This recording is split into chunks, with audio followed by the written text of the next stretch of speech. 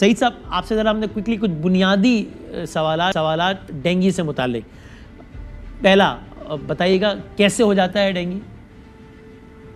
जी अस्सलाम वालेकुम, बहुत बहुत शुक्रिया प्रोग्राम में इनवाइट करने का।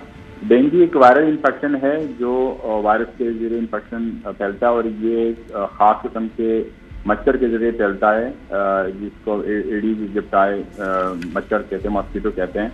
तो ये वायरस इस मच्छर के जरिए इंसान के जरिए मुंतकिल होता है जब ये मच्छर इंसान को काटता है और उसको डेंगू लायक हो जाता है। अब एक खास किस्म का मच्छर के काटने से डेंगू होता है, तो ये अमलन मुमकिन है कि इंसान को पता लगे कि भाई ये खास किस्म का मच्छर उसे काट रहा है या आम किस्म का काट रहा है, या इसका हल सिर्फ यही है कि अपने आप को इस सूरत हाल में जाने से बचा ले कि जहां उसको कोई भी मच्छर काटे?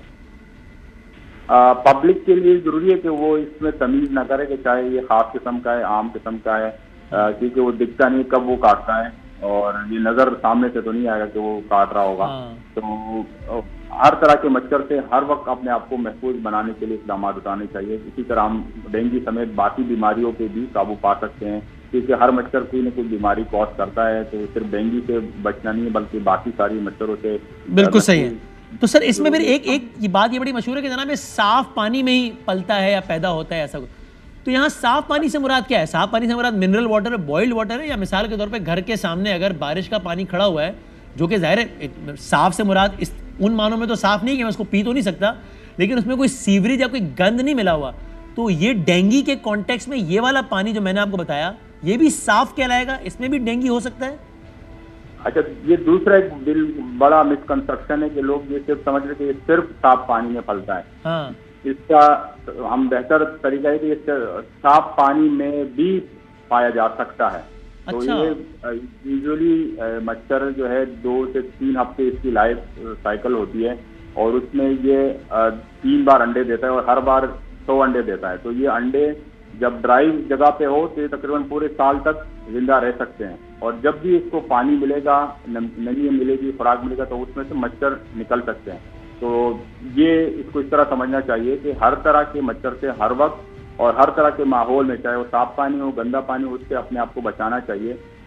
तब जाके हम इस पर काबू पा सकते हैं। अगर हम ये सिर्फ इसको डिस्क्रिमिनेट करें कि ये फला मच्छर है, ये साफ पानी वाला है, तो वो रिसर्च पॉइंट ऑफ व्यू से उसके इम्पोर्टेंस हो सकती है, लेकिन public health point of view से हमें इसको जनरलाइज पब्लिक के लिए आसान करना चाहिए कि ये साफ पानी में भी पाया जा सकता है। यानी आजकल की सूरत हाल में देखें तो बारिश का पानी जगह जगह खड़ा है ना, पूरे पाकिस्तान में कहीं ना कहीं पानी खड़ा है, तो बिल्कुल उस पानी से बचना चाहिए। अगर वो बज़ाहिर साफ ना भी लग रहा हो तो भी उससे बचना चाहिए। उसमें सलाहियत है कि डेंगू का मच्छर उसमें हो और वो काट ले, ये पॉसिबिलिटी है। आइडियल ये बिल्कुल आपने बहुत अच्छा इशारा किया कि ये साफ पानी नहीं काउंट होगा, बल्कि ये इसमें भी मच्छर पल सकते हैं और किसी तरह के भी पानी जो फ्रेश वाटर है उसमें ये डेंगू पाया जा सकते हैं। तो उससे भी अपने आप को बचाना बहुत जरूरी है।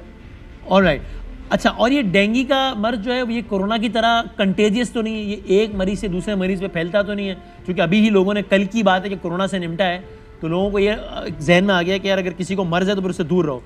डेंगू के मरीज के मामले में ये मसला नहीं है? डेंगू वेक्टर बॉर्न डिजीज है, इसमें अब वेक्टर जरूरी है। वेक्टर यहाँ पे मच्छर है, तो ये डायरेक्ट एक बंदे से दूसरे बंदे में मुंतकिल नहीं होता। सही है। लेकिन ये मच्छर के जरिए मुंतकिल हो सकता है और होता है। इसलिए जब भी अगर कोई बंदा इन्फेक्टेड हो तो उसको मच्छर के काटने से बचाना चाहिए, उसको अपने आप को महफूज रहना चाहिए। वो खुद तो इन्फेक्टेड है, लेकिन जब दूसरा मच्छर उसको काटेगा और वहां से फिर वो दूसरे लोग काटेगा तो ये बीमारी वहां से फैल सकती है। लेकिन ये डायरेक्ट पर्सन टू पर्सन ये मुंतकिल नहीं होती। डेंगू के मरीज के साथ खाना खाना, हाथ मिलाना, उसने कहीं हाथ रखा हो तो वहाँ हाथ रखना, कोरोना वाली एहतियात तो जरूरी नहीं है, सही कह रहा हूँ ना? बिल्कुल, उस तरह की आइसोलेशन बिल्कुल जरूरत नहीं है। हम उसके साथ रह सकते हैं, खाना भी खा सकते हैं और डायरेक्ट जो है बातचीत भी कर सकते हैं। और इस तरह की आइसोलेशन कोविड की तरह, क्योंकि कोविड सांस के जरिए फैलता है और ये मच्छर के काटने या वेक्टर बॉर्न डिजीज है, तो ये उससे मुख्तलिफ है उसका जो ट्रांसमिशन है। मैं डॉक्टर साहब से एक का सवाल और पूछने हैं कि भाई इसका इलाज क्या है, अगर हो जाए तो फिर क्या करें, और ये अलामात क्या हैं, ये कैसे पता चले कि डेंगू हुआ है या कुछ और हुआ है? लेकिन मैं इससे पहले कामिल आरिफ साहब, आपने तो कराची वगैरह सारा देखा अपने प्रोग्राम के सिलसिले में भी और अदरवाइज, तो एक तरफ तो ये मुसीबत है, बाकी इससे लड़ने के लिए कितना तैयार है? क्या सूरत हाल क्या है इस वगैरह है तो बताएं। देखिए वसीम, बहुत शुक्रिया आपने टाइम दिया। पहली बात तो आप ये देखिए कि हमने जो हुकूमत इस टाइम पे एक डेंगी का मुकाबला नहीं कर पा रही है, उसने सैलाब मुतासरीन का मुकाबला करना है। और सैलाब के वो मुतासरीन हैं जो खुले आसमान तले बैठे हैं और पानी के बीचों बीच बैठे हैं या पानी उनके अतराफ में मौजूद है, और वहीं पर ही जो है वो मच्छर जो है वो जन्म ले रहे हैं। तो जब आप उन तक अभी हम बेसिक सहूलियात नहीं पहुँचा पा रहे हैं, तो आप सोचें कि हमने उनके लिए क्या इंतजाम करने होंगे, हम उनको मच्छरों से कैसे बचाएंगे। तो ये तो सिंध और पंजाब और बलूचिस्तान, ये तीनों सूबों का सेम मसला है। और पंजाब में भी सेम सूरत हाल है, सिंध में भी सेम सूरत हाल है, बलूचिस्तान में भी। अच्छा, फिर आ जाते हैं कराची और सिंध को थोड़ा सा कंपेयर करते हैं। हाँ। कराची में तो लेबॉर्ट्रीज हैं, लोग जाते हैं टेस्ट करा लेते हैं। जो सिंध में कच्चे में जहाँ खाने पीने की चीज़ें नहीं है मैसर, उनके पास वॉशरूम जाने की सहूलत नहीं है, तो वो टेस्ट कहाँ से कराएंगे? अगर उनको बुखार है तो बुखार में पड़े हुए हैं वो। और कितने लोग खुदा ना खास्ता अल्लाह ना करे इस डेंगी के मर्ज से मुब्तला होकर सीवियर बीमार होंगे, कहीं हो सकता है कहीं किसी की अमवात वाक़या ना हो जाए। तो सिंध बलूचिस्तान में तो ये सूरत हाल, और पंजाब में जहाँ पे सैलाब की सूरत हाल है वहाँ पे ये खतरात मौजूद हैं। दूसरी बात अब आप ले लें कि यहाँ पे माफिया सरगर्म हो जाते हैं। हाँ। जैसे लेबॉर्ट्रीज में अपना रेट बढ़ा दिया, लेबॉर्ट्रीज के ऊपर रश लगने लगा डेंगी के टेस्ट के लिए, क्योंकि डेंगी के लिए सीबीसी का बार बार कराना ज़रूरी है। फिर हॉस्पिटल्स में अभी कराची के किसी भी प्राइवेट हॉस्पिटल में जगह नहीं है। आप चले जाएँ बुखार का केस लेके, आप उसको कहेंगे हमारे पास पेशेंट एडमिट करने की जगह नहीं है। अब ये क्यों हुआ कि हॉस्पिटल माफिया है, यहाँ पे हुकूमत का कंट्रोल ही नहीं है। आप जाएंगे, डॉक्टर आपको बुखार देखेगा, आपको 102 103 बुखार है, लेकिन हो सकता है कि आपको 2-4 घंटे आइसोलेशन में रख के एक आध ड्रिप लगा के छुट्टी दे दें कि आप घर जाके रेस्ट कर लें, लेकिन वो आपको एडमिट कर लेंगे। जो सीवियर पेशेंट है उसके लोग जो है मरीज़ को लेके सिफारिशें कराते घूम रहे हैं, कभी किसी हॉस्पिटल, कभी किसी हॉस्पिटल, कभी किसी हॉस्पिटल में। कराची में इस टाइम के तमाम सरकारी हॉस्पिटलों में और प्राइवेट हॉस्पिटल्स के अंदर मुकम्मल जो है कहने के डेंगी के पेशेंट्स जगह ही नहीं है। फिर दूसरी बात, आपको टेस्ट की रिपोर्ट जो पहले 2 घंटे या 6 घंटे में मिल जाती थी, इतना लोड है उस टेस्ट का कि आपके पास लेबॉर्ट्रीज में टेस्ट की गुंजाइश नहीं है। तो और उसमें आपने क्या किया है, जब डेंगी पूरी तरह से फैल गया है, लोगों में इफेक्टेड हो गया है, लोग कई ज़्यादा मुतासर हो गए, तो आपने चंद एक मुकामात के ऊपर डेंगी के स्प्रे करा के, मशीनें करा के एक वीडियो जारी कर दी है। आप अमली तौर के ऊपर आपने कराची में कितने % डेंगी का स्प्रे किया, और आपको ये काम पहले कर लेना चाहिए था। हुकूमतें पहले काम करती हैं। ये थोड़ी हो जाता है कि किसी का मर्डर हो जाए उसके बाद आप उसको झंझोड़ के जिंदा नहीं कर सकते। जब मर्डर हो गया वो हो चुका है। तो यानी ये उन मानों में कोरोना वाली सूरत हाल है कि जब हमें फोन आ रहे होते थे कि भाई कोई जान पहचान लगवा के अस्पताल में दाखिल करवा दो, अस्पताल में जगह नहीं मिल रही, ये वही वाली सिचुएशन कराची में है। पाकिस्तान के सबसे बड़े शहर में एग्जैक्टली ऐसी सूरत हाल है। बिल्कुल इस टाइम पे एग्जैक्टली ऐसी सूरत हाल है। तो आप सिर्फ इसको कंपेयर कर लें कि कराची में ये सूरत हाल है, तो सैलाब के पानी में जो मच्छर पल रहा है और इतनी बड़ी तादाद के अंदर लोग रोडों के ऊपर हैं, बच्चों के साथ हैं, तो खुदा ना खास्ता उनके साथ क्या हालत होगी। यहाँ पे तो लोगों के पास फिर भी अल्हम्दुलिल्लाह इतनी इस्तिताअत है कि वो मॉस्फिल या दूसरी चीज़ों का इस्तेमाल कर सकते हैं, खुद स्प्रे लेके कर सकते हैं। तो वहाँ पे क्या हालत हो रही होगी, और वहाँ अगर वो खुदा ना खास्ता इस तरह की सूरत हाल खराब हुई तो आने वाले दिन कितने वर्स्ट हो सकते हैं। एक तो आपके पास सैलाब का सामना, भूख का सामना, फिर एक तो डॉक्टर साहब आप इसी पे मुझे बताएं कि अगर अब अल्लाह ना करे ये हो जाता है किसी को, और अस्पताल की भी सूरत हाल कामिल ने बता दी, तो अब घर में रह के क्या कर सकते हैं, ये बताएं कि इस मर्ज के असर को कम किया जा सके। जी, पहले अगर अलामात को देखा जाए। हाँ, अलामात बताने पहले चले, पता कैसे चले कि ये जो हुआ है वो डेंगी हुआ है या कुछ और हुआ है। अलामात इसमें तेज बुखार है, और उसके साथ साथ इनमें से कोई और दूसरी अलामत, जिस तरह जोड़ों में शदीद दर्द है, आंखों में दर्द है, मतली या केक आना है, तो ये अलामत अगर एक बुखार के साथ कोई एक अलामत है तो ये इशारा करती है कि ये डेंगी। और फिर ये कंफर्म कैसे होता है? जिस तरह कोरोना में भी अलामत होती थी तो फिर बंदा टेस्ट कराता था तो कंफर्म हो जाता था कि या है या नहीं है, डेंगी में 100% कैसे कंफर्म हो? क्योंकि अभी वबा इस वक्त शहर में है, तो अगर ये अलामत है तो ज़्यादा चांसेस है कि इसको डेंगू होगा, लेकिन कंफर्म हम लेबॉर्ट्री टेस्ट से कर सकते हैं। उसके लिए इसका स्पेशल मशवरा आपका ये है कि ये अलामत हो तो फिर डेंगी वाली एहतियात कर ली जाए फिर? बिल्कुल, और टेस्ट के बगैर भी एहतियात की जाए। और वो एहतियात क्या आखिर में बता दें, क्या करें अगर हो गया तो क्या करें?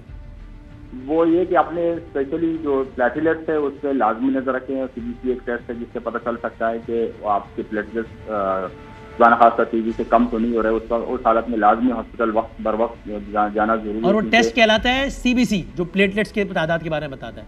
सीबीसी के जरिए जो ब्लड का आम टेस्ट है खून का, उस सीबीसी से प्लेटलेट्स पता चल सकता है। और इसी तरह जो डेंगू का टेस्ट है, वो NS1 एक एंटीजन है, उस डेंगू का वो चेक किया जा सकता है, या इलाइजा के जरिए चेक किया जा सकता है। लेकिन सबसे इम्पोर्टेंट टेस्ट जो है CBC है, जिसके जरिए पता चल सकता है कि प्लेटलेट्स खुदा न खास्ता बहुत ज़्यादा तेजी से अगर कम हो रहे हैं तो लाजमी तौर पे हॉस्पिटलाइज बंदा हो और वो जाके डॉक्टर से कम रुजू करे कि अगर उसको ट्रांसफ्यूजन या ब्लड की जरूरत पेश आई प्लेटलेट्स की, तो वो बर वक्त ये काम तो मेरे अस्पताल में हो सकता है, ठीक है। और अगर घर पर है तो फिर यानी इतनी शदीद नौयत का नहीं है कि जनाब प्लेटलेट्स इंजेक्ट करवाने पड़े या कुछ, तो कोई ऐसी चीज़ है कि फलां खाए तो इम्यूनिटी बढ़ेगी, फलां खाए तो चांस कम हो जाएगा, ऐसा कुछ है या नहीं? बुखार के लिए जो दवाई है वो लेनी चाहिए, पैरासिटामोल वगैरह बर वक्त, और साथ साथ अपनी इम्यूनिटी बूस्ट करने के लिए फ्लूइड्स का ज़्यादा इंटेक लेना चाहिए कि ब्लड में जो प्लेटलेट्स कमी की वजह से डिहाइड्रेशन होती है तो वो उसको रिकवर किया जा सके। जूसेस स्पेशली बहुत ज़्यादा मुफीद इसमें हो सकती है, जो फ्रेश जूसेस हैं, और फ्लूइड मैक्सिमम फ्लूइड ली जाए ताकि डिहाइड्रेशन से बचा जा सके।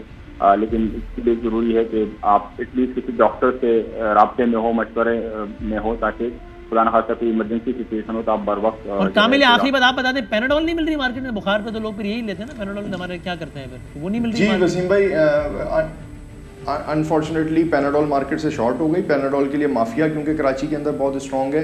आज जब ये एक हफ्ते से पैनाडोल शॉर्ट थी, जो 20 रुपये का पत्ता था वो 60 रुपये का एक पत्ता हो गया। उसके बाद हमारी क्योंकि लोगों की साइकी है वो एक बात जहन में बैठ जाती है कि पैनाडोल ही खानी है, तो लोग उसकी जो ऑल्टरनेट टैबलेट्स हैं, जैसे कैलपुल हम बचपन से सुनते आ रहे हैं कि वो उसके ऑल्टरनेट है, इसी तरह से और दवाइयाँ हैं, तो हमारे लोग वो नहीं खाते, तो पैनाडोल मार्केट में शॉर्ट हो गई। इस टाइम पे 800 से 900 रुपये की होलसेल थी, यानी कि एक पत्ता जो है 60 रुपये का था। अच्छा, दूसरी बात यहाँ वसीम भाई, मैं आपकी ये जो आपने बात की है इससे मैं आपको ये बता दूं कि पर डे जो है एक मरीज़ के चेकअप के लिए उसको तकरीबन एक, अगर वो सस्ती लेबॉर्ट्री से टेस्ट कराता है तो उसका पर डे का खर्चा 2 से 2,500 रुपये है, ठीक है जी। और अगर आप किसी अच्छी लेबॉर्ट्री या कहीं बड़े हॉस्पिटल में जाते हैं तो 10 से 15,000 रुपये पर डे का खर्चा है। तो गरीब आदमी, अगर जो कच्ची आबादियों में रहने वाले लोग हैं, अगर उनको बुखार हो रहा है तो आप वो सोचें वो इस हालात के अंदर, जहाँ पे माशी हालात का है, तो वो 2,000 2,500 रुपये पर डे कहाँ से अफोर्ड करेगा।